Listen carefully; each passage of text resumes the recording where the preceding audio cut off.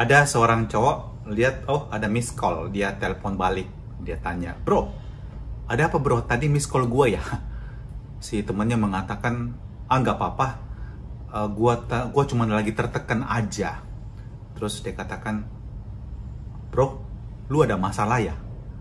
Kata temennya, nggak apa-apa kok, cuma tertekan aja.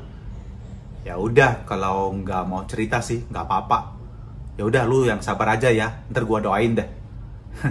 Terus temennya marah, lu gila ya?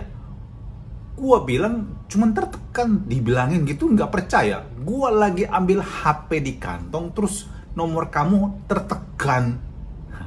Nah itu cara cowok berkomunikasi satu sama lain. Kadang-kadang kita laki-laki itu terlalu gampang berasumsi. Dan kalau kita listening something, kita listening actively. Sometimes, not always. Kadang-kadang kita juga sibuk dengan pikiran kita, dengan dunia kita, dengan konsep kita. Dan apa yang terjadi, kadang-kadang kita lebih mudah mengatakan, oh ya memang dia begitu orangnya, ya udah memang dia begitu orangnya. Dan seringkali ketika kita mendengarkan sesuatu, kita dengan segera memikirkan, what can we do about this one? Kita langsung memikirkan solusinya apa. Jadi kita dikatakan sebagai problem solver, kesatria pemecah masalah. Kalau bukan kesatria baja hitam, RX berubah.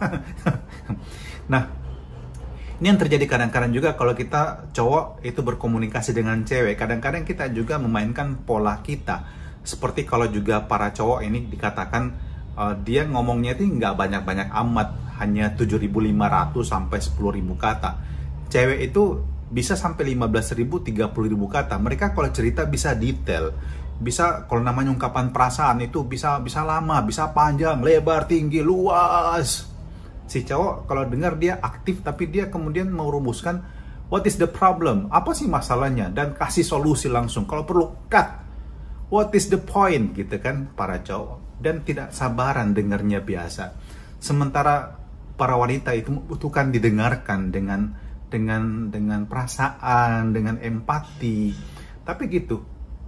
Dan kita juga cowok kadang-kadang itu kalau nggak tahu sesuatu, ini masalah harga diri. Cowok itu harga dirinya tinggi banget kadang-kadang. Dan untuk bertanya pun tuh malu. Malu. Punya harga diri. Meskipun nggak tahu, diam aja. Nggak apa-apa. Hanya mengandaikan asumsinya jalan kadang-kadang kalau begitu.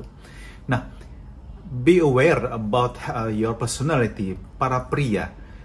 Tapi kita juga tentu tidak bisa mengatakan bahwa semua teori itu 100% kemudian benar adanya dan semua laki-laki pasti gitu, kalau wanita pasti gini. Belum tentu juga sih. Karena contoh misalnya saya juga kenal cowok yang ngomongnya itu luar biasa banyak. Gak cuma cewek, tapi saya kenal juga cewek yang ngomongnya nggak banyak gitu. Nah, juga contoh lain misalnya posisi duduk. Ada orang mengatakan cowok posisi duduknya senang kalau berhadapan. Mungkin sih supaya nggak salah urat lehernya sih mungkin. Tapi mungkin supaya dia bisa menatap dengan lebih jelas, dia bisa menganalisa lebih jelas, dan kemudian tuh menciptakan kedekatan. Kalau wanita dikatakan lebih senang duduk berdampingan. Tapi nggak juga 100% bener. Karena juga ada cewek yang senang kalau ngomong itu berhadapan, bertatapan mata gitu kan. Memandang orang yang dicintai, dikasihinya itu dari mata ke mata, dari hati ke hati gitu. Dan semakin menatap, semakin mengasihi pula. Nah, tapi yang paling penting adalah kita belajar mengenai kepribadian kita. Dan seringkali kepribadian kita ini menjadi hambatan untuk berkomunikasi. Contoh misalnya tadi, kalau kita hanya selalu berpikir mengenai masalah dan menyelesaikan masalah, lalu kita tidak bisa menjadi pendengar yang baik.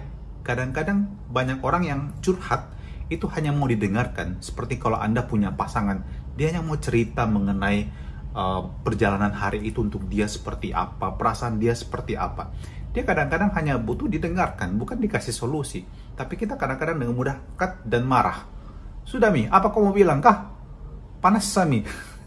To the point aja. Si wanita tersinggung, merasa sedih, merasa tidak didengarkan, dan seterusnya. Dan kalau kita mau belajar lebih dalam, saya ajak Anda misalnya ke Google dan lihat ada tes personalities online gratis, 16 jenis kepribadian yang dikembangkan yang terbaru saat ini. Selain juga tes mengenai personality dengan power of personality, itu juga memberikan kepada kita wawasan bahwa kita ini dibentuk dengan lingkungan tertentu, dengan latar belakang hidup tertentu, dengan keluarga dan budaya di mana kita dibesarkan, dengan pengetahuan yang kita miliki, sehingga itu juga mempengaruhi cara kita bersikap dan berperilaku. Yang paling penting adalah bahwa kita tidak menutup diri, tidak menutup telinga, tidak menutup pikiran dan hati di dalam komunikasi. Seringkali kita memiliki obstacle, sekarang kita menggunakan kacamata kita sendiri. Ada frame cara kita memandang orang, ada frame cara kita berpikir tentang orang lain, dan itu merupakan bentukan dari diri kita sendiri, pengalaman hidup kita, ilmu yang masuk di kepala kita. Tapi kadang-kadang kita lupa bahwa orang lain memiliki pengalaman hidup yang lain, orang lain berbeda dengan saya. Jadi kalau kita belajar juga dari Injil hari ini, para murid juga gagal memahami Yesus. Lukas mengatakan dalam Injilnya, hari ini dari Lukas 9 ayat 43 sampai 45, dikatakan bahwa semua orang heran karena segala yang dilakukan Yesus. Lalu Yesus berkata kepada murid-muridnya, "Dengarkan dan camkanlah segala perkataanku ini. Anak manusia akan diserahkan ke dalam tangan manusia." Dan dikatakan mereka tidak mengerti perkataan itu. Dan ditambahkan, mereka tidak berani menanyakan arti perkataan itu. Itulah para pria. Tidak tahu pun tidak bertanya. Harga diri, gengsi, takut dianggap lemah, itu para pria. Dan berasumsi, oh ya maksud Yesus apa ya, kira-kira itulah. Asumsi. Ada ketakutan, harga diri, malu bertanya. Dan itu hambatan komunikasi. Maka Injil hari ini pun mengajarkan pada kita untuk dapat mengenal orang lain dengan lebih baik. Kita harus membuka telinga, tapi juga membuka mata dan hati. Ketika kita berkomunikasi, pandanglah dia. Tidak hanya dengan mata fisikmu, tapi dengan mata hatimu. And to know better, to love more. Anda kalau sudah dapat mengenal dengan lebih baik, Anda akan lebih berempati dan lebih mengasihi orang lain. Dan mari kita berusaha, Bapak Ibu Guru, rekan-rekan guru, semakara terkasih, anak-anak murid terkasih, juga di dalam hidup ini membangun pola komunikasi yang lebih baik, sehingga kita juga menjadikan komunikasi sebagai jembatan untuk membangun relasi yang lebih baik pula. Jangan seperti para murid. Mereka mendengarkan Yesus, mereka melihat semua yang dilakukan Yesus. Juga orang banyak dikatakan itu heran. Dalam bahasa aslinya sebenarnya amazed, astonished. Jadi terheran-heran, tapi terkagum-kagum. Dan Yesus mengatakan kepada murid-muridnya, bukan hanya dengarkan dan camkan, tapi dalam bahasa Inggrisnya dikatakan, let these words sink into your ears. Tapi mereka, ya lewat. Seperti juga anak-anak semakara kadang-kadang dengar, masuk telinga kanan, keluar lewat hidung. Telinga kiri maksudnya. Anda tidak mau menyimpannya, tidak mau mengerti, atau Anda pura-pura tidak mengerti, dan kemudian juga tidak mau bertanya. Maka mari kita bersama-sama dalam hidup ini menjadi pribadi yang rendah hati, mau mendengarkan dengan seluruh diri kita, dengan telinga, dengan pikiran, dengan hati. Mari kita berdoa. Bapa Maha Baik, kami bersyukur untuk firman-Mu hari ini, dan jadikanlah kami sebagai anak-anak-Mu yang memiliki hati yang mampu mendengarkan, juga selalu terbuka untuk berempati dengan orang lain dan memahami juga orang lain.